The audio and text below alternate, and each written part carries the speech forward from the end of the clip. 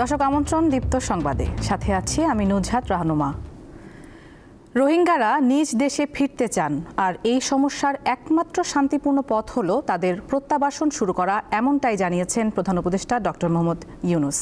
New ইয়র্কের স্থানীয় সময় মঙ্গলবার সকালে জাতিসংঘ সদর দপ্তরে মিয়ানমারের রোহিঙ্গা মুসলিম ও অন্যান্য সংখ্যালঘুদের পরিস্থিতি নিয়ে আয়োজিত উচ্চ পর্যায়ের সম্মেলনে তিনি এ আহ্বান জানান। ডক্টর ইউনূস বলেন, রোহিঙ্গা সংকট নিরসনে বর্তমানে কার্যকর উদ্যোগ অনুপস্থিত এবং আন্তর্জাতিক সহায়তাও মারাত্মক ঘাটতির মুখে রয়েছে। রোহিঙ্গা সংকটের স্থায়ী সমাধানে নিরাপদ ও মর্যাদাপূর্ণ প্রত্যাবাসনের জন্য বাস্তবসম্মত রোডম্যাপ প্রণয়ন সহ ৭ দফা সুপারিশ তুলে ধরেন প্রধান উপদেষ্টা। জাতিসংঘ আয়োজিত এই বৈঠকে ৭৫টি দেশ ও আন্তর্জাতিক সংস্থার প্রতিনিধিরা অংশগ্রহণ করেন।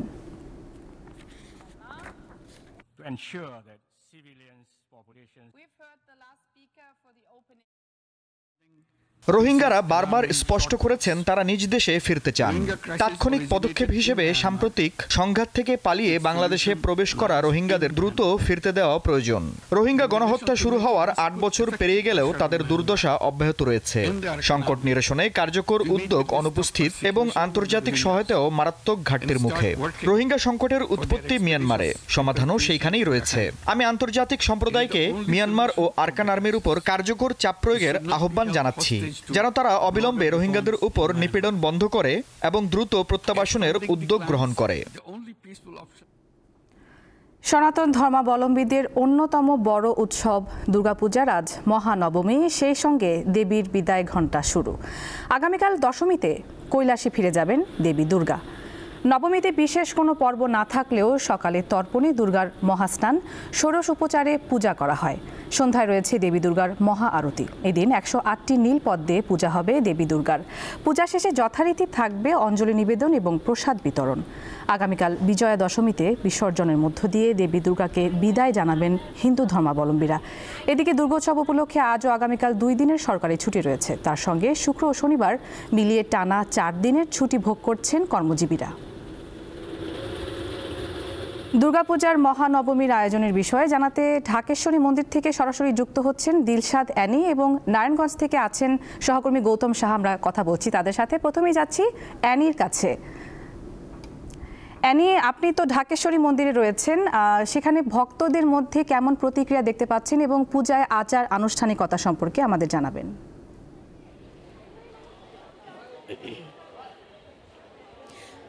নুজহাত, আপনি বলে দিয়েছেন যে আজকে কিন্তু মহানবমী এবং আজ মূলত দেবী দুর্গার বিদায় ঘণ্টা। দশমীতে উনি চলে যাবেন কৈলাসে, অর্থাৎ তার স্বামীর বাড়ি তিনি ফিরে যাবেন। তো আজকে এই মুহূর্তে ঢাকেশ্বরী মন্দিরে আমি এসেছি এবং এখানে যারা ভক্ত যারা আছেন তাদের মাঝেও কিন্তু আমরা দেখতে পাচ্ছি অনেকটা বিদায় ঘণ্টার বিষয়। তারা যে খুব বেশি উচ্ছল সেরকম না। তাদের কয়েকজনের সাথে কিন্তু কথা বলেছে, তারা কিন্তু বলেছেন তাদের দেবী মা দুর্গা বাড়ি ফিরে যাচ্ছেন, সেজন্য তাদের কিছুটা মন খারাপ। মূলত আজ দেবীর দুর্গার যেটি রয়েছে আচারের বিষয় যদি বলতে চাই, সেটা হচ্ছে সকালবেলায় তেমন কোনো আচার অনুষ্ঠান না থাকলেও মূলত যে শুরু হবে সন্ধ্যার দিকে মহানবমীতে বলিদান, তারপর হচ্ছে নবমী হোমের রীতি রয়েছে, আর দেবী দুর্গার মহাআরতি করা হবে। পূজা শেষে যথারীতি থাকবে অঞ্জলি নিবেদন এবং প্রসাদ বিতরণ করবে। আর নবমী তিথি শুরুই হয় সন্ধে পূজা দিয়ে। সন্ধে পূজা হয় অষ্টমী তিথির শেষ 24 মিনিট ও নবমীর সূচনার প্রথম 24 মিনিট জুড়ে। মূলত দেবী চামুণ্ডার পূজা হয় এই সময়ে। 108টি মাটির প্রদীপ জ্বালিয়ে ও 108টি পদ্ম ফুল নিবেদন করা হয় দেবীর চরণে। আর মহানবরাত্রিতে দেবী দুর্গার আরাধনার অনেক গুরুত্ব রয়েছে। সারা বছর ধরে যে উৎসবের জন্য অপেক্ষা করা হয় দুর্গা পূজার, শারদীয় দুর্গোৎসব, যে তার বিদায় ঘণ্টা বাজিয়ে দেয় মূলত এই নবমী নিশি। তাই নবমী নিশিকে সবাই ধরে রাখতে তাদের টাকতি থাকে। আর পুরোহিতদের মতে মহানবমীতে ভক্তদের দেওয়া যে ষোড়শ উপাচারের সঙ্গে 108টি নীল পদ্ম পূজা হবে দেবী দুর্গার। এছাড়া আজ নীলকণ্ঠ, নীল অপরাজিতা ফুল ও যজ্ঞের মাধ্যমে মহানবমীর বিহিত পূজাও অনুষ্ঠিত হবে। আর দেবী দুর্গার কাছে আহুতি দেওয়া হবে যজ্ঞের মাধ্যমে। আর 108টি বেলপাতা, আম কাঠ ঘি দিয়ে এই যজ্ঞ অনুষ্ঠিত হয়। আর দর্শক ভক্তদের কথা যেটা বলতে চাচ্ছিলেন, তাদের আসলে মহানবমীতে কিন্তু তারা আমরা দেখতে পাচ্ছি যে ভারাক্রান্ত হয়ে উঠেছে তাদের হৃদয়ে। মণ্ডপে মণ্ডপে এই উৎসব ভক্তদের মাঝেও উঠে এসেছে বিষাদের সুর। আর আপনারা জানেন যে গতকাল থেকেই কিন্তু বৃষ্টি হচ্ছে, এখনও গুড়ি গুড়ি বৃষ্টি আমরা দেখছি, কিন্তু এই বৃষ্টি উপেক্ষা করেই কিন্তু ভক্তরা এসেছেন ঢাকেশ্বরী মন্দিরে, বিভিন্ন আচারে তারা অংশ নিয়েছেন। তো এই ছিল ঢাকেশ্বরী থেকে সবশেষ। এবার আমরা যাব নারায়ণগঞ্জে আছেন আমাদের সহকর্মী গৌতম সাহা। এখন যাচ্ছি গৌতম সাহার কাছে। আপনাকে ধন্যবাদ। আজ মহানবমী, আজ দেবী দুর্গাকে মন ভরে দেখার দিন। 108টি নীলপদ্ম এবং 108টি প্রদীপ জ্বালিয়ে দেবী দুর্গার কাছে নিবেদন করা হবে। মূলত এখন নবমীর মহাস্নান চলছে দেবী দুর্গার, এবং যজ্ঞের আহুতি করা হচ্ছে। আজকে দেবী দুর্গাকে আহুতি করা হবে এবং সন্ধ্যায় কিন্তু মহা আরতি করা হবে।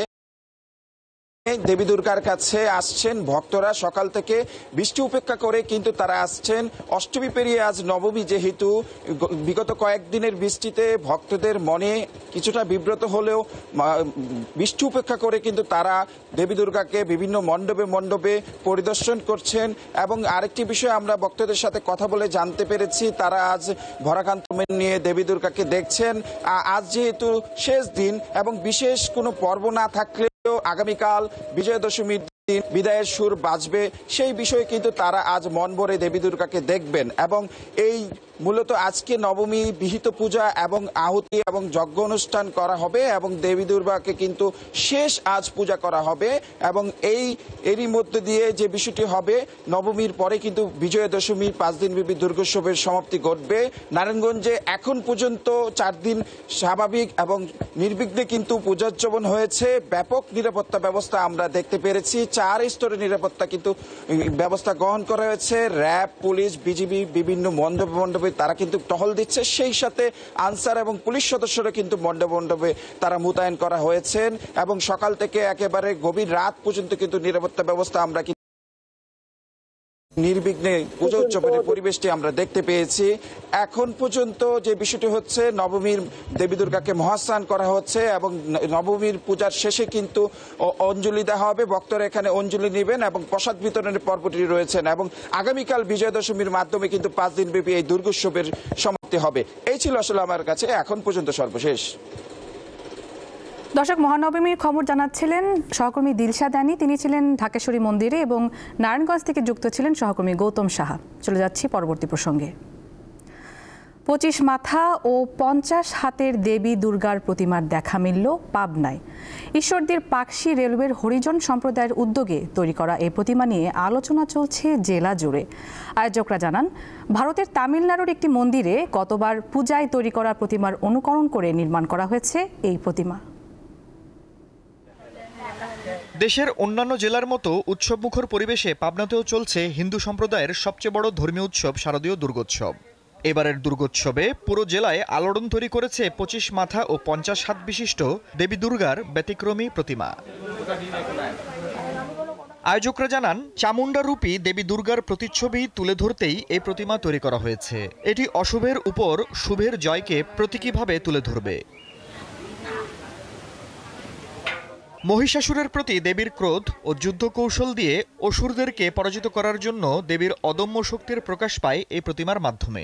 সঙ্গে আছে 2টি সিংহ, একটি অসুর ও একটি মহিষের প্রতিমা। দেবী দুর্গার এই প্রতিমার উচ্চতা 16 ফিট আর প্রস্থে 20 ফিট। প্রতিমা বানায়, তারপরে প্যান্ডেল খরচ দিয়ে প্রায় আমাদের 3 লাখ টাকা খরচ এবার বর্তমান। তো যেভাবে করে আমাদের সরকার তো মনে করেন যে 500 জন চাল দেয়, তো ওই যে কয় টাকা বিক্রি হয় আরও আমরা জোড়াতালি মিলাই আমরা মার প্রতিমাটা তৈরি করেছি। এরকম কি ঈশ্বরদীবাসীদেরকে দেখানোর জন্য আরও ভক্তবৃন্দরা আসছে, এর আগেই বানানোর আগেই দেখার জন্য আসতেছে সবাই। ষষ্ঠী পূজার মধ্য দিয়ে দেবী দুর্গা মণ্ডপে আসন গ্রহণ করেছেন। প্রতিদিন অসংখ্য ভক্তরা দেবী দুর্গার দর্শন করছেন। খাদ্যশস্যে পরিপূর্ণতা পাবে জগৎ, এই বিশ্বাস ভক্তদের। আফরিদ হাসান, দীপ্ত বার্তা কক্ষ। বান্দরবানের রুমা উপজেলার অন্যতম পর্যটন কেন্দ্র কেওক্রাডং আজ থেকে খুলে দেওয়া হয়েছে। জেলা প্রশাসকের সই করা এক গণবিজ্ঞপ্তির মাধ্যমে এ তথ্য জানানো হয়। দুর্গাপূজার ছুটিকে সামনে রেখে পর্যটক ও পর্যটন সংশ্লিষ্টদের অনুরোধ এবং আইনশৃঙ্খলার সার্বিক পরিস্থিতি বিবেচনায় এই সিদ্ধান্ত নেওয়া হয়েছে বলে জানান প্রশাসনের কর্মকর্তারা। দেশি বিদেশি পর্যটকদের কেওক্রাডং ভ্রমণে আর বাধা না থাকলেও কিছু শর্ত মানতে হবে। এর মধ্যে রয়েছে নিবন্ধিত ট্যুর গাইড ব্যতীত ভ্রমণ করা যাবে না, পর্যটন কেন্দ্র সংশ্লিষ্ট চেকপোস্ট ও পর্যটন তথ্য সেবা কেন্দ্রে তথ্য সরবরাহ করা। এদিকে রেমাক্রি ও নাফাখুম এলাকায় ভ্রমণ নিষেধাজ্ঞা প্রত্যাহারের বিষয়টি এখনও বিবেচনায় রয়েছে। পরিস্থিতি অনুকূলে এলে ধাপে ধাপে সেসব এলাকাও খুলে দেওয়া হবে বলে জানান জেলা প্রশাসক। পাহাড়ে সন্ত্রাস দমনে যৌথ বাহিনীর অভিযানের কারণে 2022 সালের 20 অক্টোবর রুমা, রোয়াংছড়ি ও থানচি উপজেলায় পর্যটক ভ্রমণে নিষেধাজ্ঞা জারি করে প্রশাসন। ঢাকায় গত রাত 12টা থেকে আজ সকাল 6টা পর্যন্ত 6 ঘন্টায় 132 মিলিমিটার বৃষ্টিপাত রেকর্ড করেছে আবহাওয়া অধিদপ্তর। এটি এই সময়ে দেশের সর্বোচ্চ বৃষ্টি। আর গত 24 ঘন্টায় রাজধানীতে বৃষ্টি হয়েছে 203 মিলিমিটার। আবহাওয়া অফিস জানায়, পশ্চিম বঙ্গোপসাগরে একটি লঘুচাপ সৃষ্টি হয়েছে। তবে এর প্রভাবে এই বৃষ্টি হচ্ছে না বলে জানিয়েছে আবহাওয়া অফিস, বরং একটি গভীর সঞ্চারণশীল মেঘমালার প্রভাবেই বৃষ্টি হচ্ছে বলে জানানো হয়েছে। আবহাওয়া অধিদপ্তরের পূর্বাভাস অনুযায়ী আজ রংপুর, রাজশাহী ও ময়মনসিংহ বিভাগের বিভিন্ন স্থানে ভারী বৃষ্টির সম্ভাবনা রয়েছে। বৃষ্টি, ঝোড়ো হাওয়া ও বজ্রপাতের এই প্রবণতা 4 অক্টোবর পর্যন্ত দেশের বিভিন্ন স্থানে কম বেশি থাকতে পারে।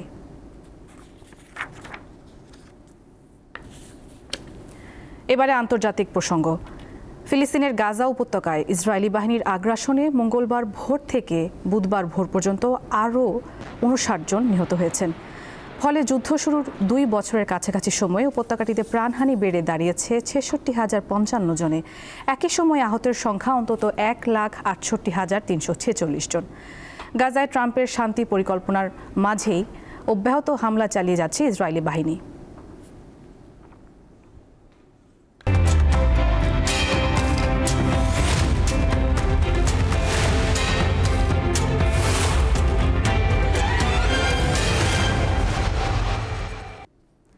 দর্শক, এবারে জানিয়ে দিচ্ছি এক নজরে দৈনিক পত্রিকার শিরোনাম। শুরুতেই আমাদের হাতে আছে দৈনিক কালের কণ্ঠ। শিরোনামে দেখতে পাচ্ছি সংকটে বেসামাল পোশাক খাত। এপাশে রয়েছে আওয়ামী লীগের কর্মকাণ্ডে স্থগিতাদেশ যে কোনো সময় প্রত্যাহার হতে পারে। সাক্ষাৎকারে ডক্টর ইউনূস। প্রধান উপদেষ্টাকে বক্তব্য প্রত্যাহার করতে বললেন হান্নান মাসুদ। ডক্টর ইউনূস চাইলে আওয়ামী লীগের প্রধান হিসেবে দায়িত্ব নিতে পারেন বলেছেন রাশেদ। এছাড়া রয়েছে দুর্গোৎসব পালন ও প্রশাসনের আশ্বাসে পাহাড়ে অবরোধ প্রত্যাহারের ঘোষণা। এরপর দৈনিক যুগান্তরে রয়েছে নাশকতার আশঙ্কা অক্টোবর ঘিরে, হালনাগাদ সঠিক গোয়েন্দা তথ্য দেওয়ার নির্দেশ।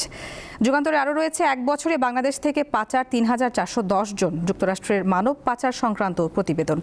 আরেকটি শিরোনাম, গ্যাসের উৎপাদন বৃদ্ধি চ্যালেঞ্জ। এরপরে রয়েছে দৈনিক প্রথম আলো। ট্রাম্পের শান্তি প্রস্তাবে অস্পষ্ট থাকলেও স্বাধীন ফিলিস্তিন রাষ্ট্র। হামাসকে 4 দিনের সময় বেঁধে দিয়েছেন ট্রাম্প। এর মধ্যে প্রস্তাবিত 20 দফার বিষয়ে মত না জানলে চরম পরিণতির হুমকি। এছাড়া রয়েছে রোহিঙ্গা সমস্যার টেকসই সমাধানের 7 দফা প্রস্তাব। এরপর রয়েছে দৈনিক ইত্তেফাক। শিরোনামে দেখতে পাচ্ছি দেশের অগ্রগতি বাধাগ্রস্ত করতে পারে বাণিজ্যে অনিশ্চয়তা ও ব্যাংক খাতের দুর্বলতা, এডিবির পূর্বাভাস প্রতিবেদন। ইত্তেফাকে আরও রয়েছে 5 আগস্টের পর দেশে চাঁদাবাজি বেড়েছে, রাজনৈতিক সরকার ছাড়া নিয়ন্ত্রণ সম্ভব নয় বললেন অর্থ উপদেষ্টা।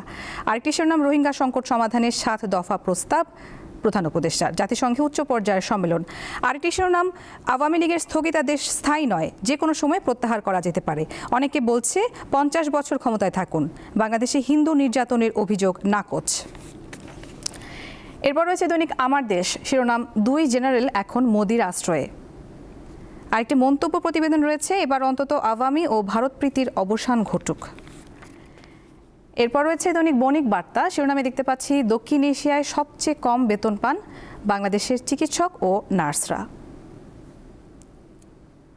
দর্শক, দেখে নিলাম আজকের দৈনিক পত্রিকার শিরোনামগুলো। একই সাথে শেষ করছি দীপ্ত সংবাদ। পরবর্তী আয়োজন বেলা 1টায় বাণিজ্য সংবাদ দেখার আমন্ত্রণ। এছাড়া তথ্য ও বিনোদনের অন্যান্য খবর পেতে চোখ রাখুন দীপ্ত ডিজিটাল প্ল্যাটফর্মগুলোতে। ধন্যবাদ সবাইকে।